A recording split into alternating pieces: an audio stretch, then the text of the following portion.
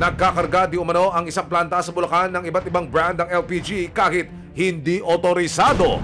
For example, brand A ako, brand A lang yung dapat kong refillan, wala nang iba. July 10, nakumpirma ng CIDG Bulacan ang impormasyon sa pamamagitan ng isang test buy. July 30, sa bisa ng ibinabang search warrant, kasama ang resibo, pinungubuli ng mga otoridad at LPGMA ang planta. Pagpasok sa loob, huli sa akto ang pagre-refill ng ilang tauhan ng planta sa samut-saring brand ng LPG. Pero ang may-ari, todo tanggi. Ngayon wala po kaming kinakagar.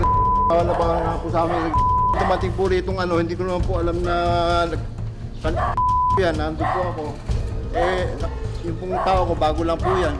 Hindi, dapat sinabihan niyo po ang mga tao niyo po. Hindi nga po talaga. Dahil sinasabi po sa kanila. Ganito po, nandito na po tayo. Wala po kami po. Implement na namin po. Pakireceive mo na po. Sa korte niyo na po sabihin yan. Wala po. Binabawal ko po yan. Napakahigpit po kami sa likas. Pinagbabawal mo tayo, dapat di ka po nagpapasok. At sa paglapit ng mga kawani ng LPGMA, napansin agad nila na luma at phase out na ang karamihan sa mga tangking ito.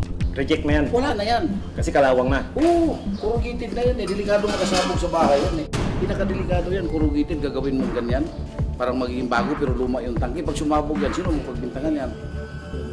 Yun ang masakit. Taon bayan, di ba?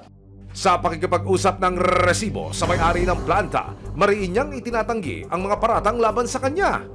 Talaga yung amin lang tangki namin. Saka pinabawal namin yung mga brand na lahat na ibang brand hindi namin kinakargahan. Nagtanong pa nga siya kung ilan nakakargahan to sabi niya tatlo lang. Hindi ko naman alam na yun.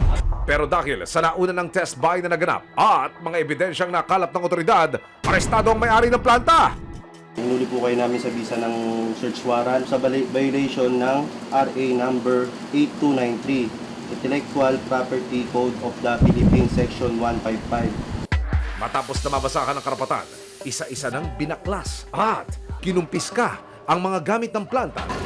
Pagkatapos makarga ang mga gamit, dinala na ang mga ito kasama ang may-ari sa custodial facility ng CIDG Bulacan PFU.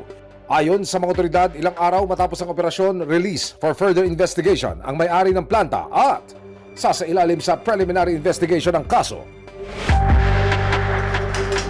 Resibo, walang lusot ang may atraso.